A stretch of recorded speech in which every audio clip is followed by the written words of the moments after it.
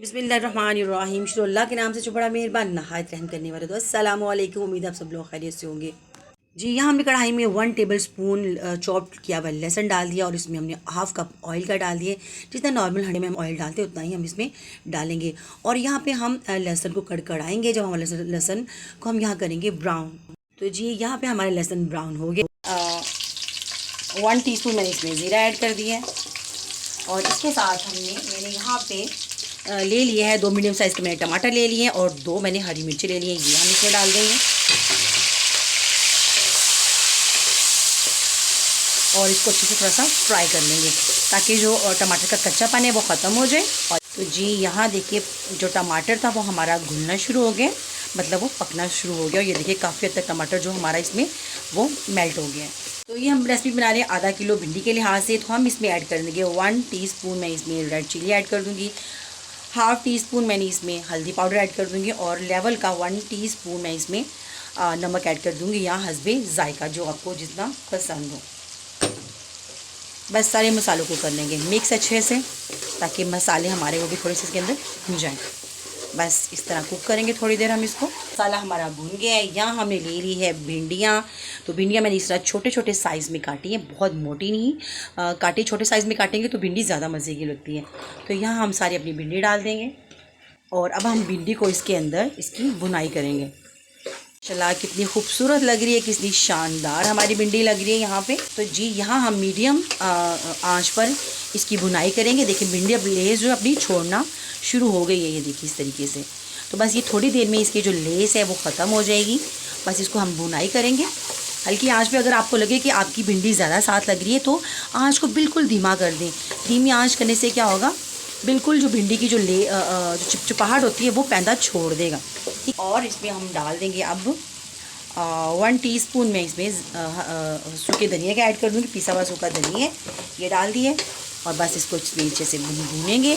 अच्छा आँच को मैं देखिए साथ हल्का पैदा लग रहा है, आँच को मैं हल्का करूँगी। तो जी यहाँ देखिए ये मैंने थोड़ा हल्का चूल्हा किया था और चूल्हा करने के बाद ये देखिए ये जो आपकी लेस है ये सारी जो चिपचिपाहट हो रही थी देखिए बिल्कुल पैदा इसका छोड़ देगा। तो ये एक बहुत अच्छी टिप है जो आपके काम आएगी। तकरीबन इसको 5 मिनट फ्राई करेंगे और उसके बाद फिर हम इसके अंदर अपना प्याज ऐड करेंगे। तो जी यहाँ देखिए 5 मिनट हो गए हैं मुझे इसको इसी में अब फ्राई करते हुए। और यहाँ देखिए जो भिंडी की जो लेस थी वो ख़त्म होगी और अलग अलग खिली खिली भिंडी हमारी होगी है। तो यहाँ मैंने ले लिए कुछ मैंने हरी मिर्चें ले ली हैं, अपनी पसंद से है। यहाँ मैंने 4-5 हरी मिर्चें ले ली हैं और यहाँ मैंने जी यहाँ मैंने 2 मीडियम साइज़ के प्याज ले लिए हैं, इसके अंदर हम डाल देंगे। और बस अच्छे से हम इसको अब यहाँ पे इसके साथ अपने प्याज़ों के साथ इसको हम अब फ्राई करेंगे। प्याज भी हमारे कुक हो जाएंगे और हमारी भिंडी है वो भी इसके अंदर साथ और कुक हो जाएगी। तो बस इस तरह हम प्याज़ों को अब इसके अंदर करेंगे मिक्स। तो जी यहाँ हमने प्याज डाल दिए और अच्छे से हम इसको इसके अंदर अब फ्राई करेंगे। अच्छा जब तक हमारी आंच तेज़ रहेगी भिंडी अंदर घुलेगी नहीं। इसको हम जितना मर्ज़ी इसमें चम्मच चला लें। बस आपने ध्यान रखना है कि आंच पे आप नॉर्मल आंच पे इसको पकाते रहें और इसको छोड़ें नहीं बीच में। बस अच्छे से हम इसका जो प्याज के साथ 5 मिनट हम प्याज के साथ इसकी बुनाई करेंगे और फिर हम 5 मिनट में यहाँ इसको अच्छे से कर लूँगी।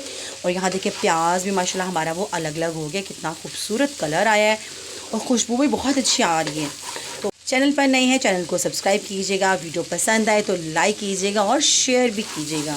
देखिए अब भिंडी में खुशबू आनी शुरू हो गई है, उसका जो कच्चापन था भिंडी का वो हमारा ख़त्म हो गया है। आँच को बस हल्का कर देंगे, बिल्कुल स्लो आँच कर देंगे दम वाली। और इसको बस थोड़ी देर के लिए हम दम लगाएंगे। दम हम इसको लगाएंगे 10 मिनट। तो यहाँ हम लगा दिया दम। जी यहाँ हमने दम दिया है भिंडी को। अच्छा आपने भिंडी को 10 मिनट दम देना है, लेकिन उसमें आपने 2-3 बार इसको चेक कर लेना है कि भिंडी हमारी साथ तो नहीं लग रही, क्योंकि ये मसाले वाली भिंडी है। बस अच्छे से हम इसको मिक्स कर लेंगे। तो यहाँ बस देखिए भिंडी माशाल्लाह कितनी खिली खिली हो रही है। बस इसको और हम देंगे दम। ठीक है पूरा 10 मिनट, आपने 10 से 12 मिनट दम दे दीजिएगा तो एक अच्छे से इसमें कुक हो जाएगी इसका। और यहाँ हम डाल देंगे इसके अंदर हरा धनिया इस तरीके से। तो ये देखिए माशाल्लाह ये और भी खूबसूरत लग रही है। इसी के साथ मुझे दीजिए इजाज़त। अल्लाह हाफ़िज़।